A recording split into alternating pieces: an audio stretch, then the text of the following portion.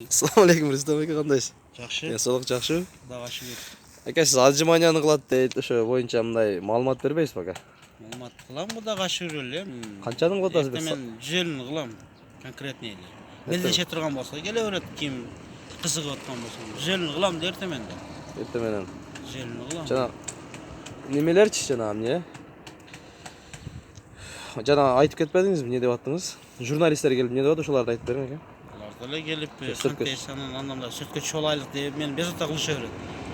Сүткө чолайлык, андай ака, мындай кичине кыжыныгынча мындай жиниңиз келтиргенде болуп мындай неметпейсизби? Мен көрөйүн сизди деп карындашын алып келет, жасан бир бөлөсүн алып келет.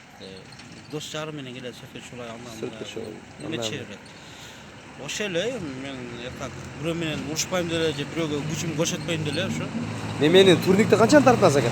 Турник боюнча айтып Турник 200. 200 тартасыз. 300ге чейин апарып жүрөм. 300ге чейин апарасыз. Күнүнө же саатына же кандай? Күнүнө. Күнүнө, немечи ажып неме шпагатка отурат дейт, сүт ичип алып туруп шпагатка отурса болобу? Чат айылып неме болуп кетет дейби? Жок, сүт адамдын денесин жумшатат да. Ошондо отуруш керек сөзсүз. Отуруш керек ошондо. Мен мисалы үчүн ажимания кылып, тердеп неме кылып отурам шпагатка.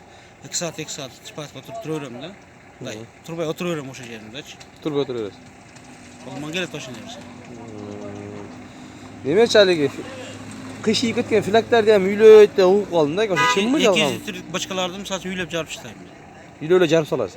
Секинерак үйлөдү, секинерак үйлөп бересиз да, бирок иширип бересиз, а? Пиво ичкендердин алдына барып калсам, настилен бузулуп кетет, баклашканы алып туруп үйлөп жарып таштайм. Тарс этип эле. Тарс эле баклашкаларды жарып таштайм. Ой, анда өтө неме экен да, жиниңиз келбеш керек экен да, просто а сиздин, а? Кичине андай настроение жакшы менен жүрүшүңүз керек экен да. Коем, кайра суроолор бере бербейм.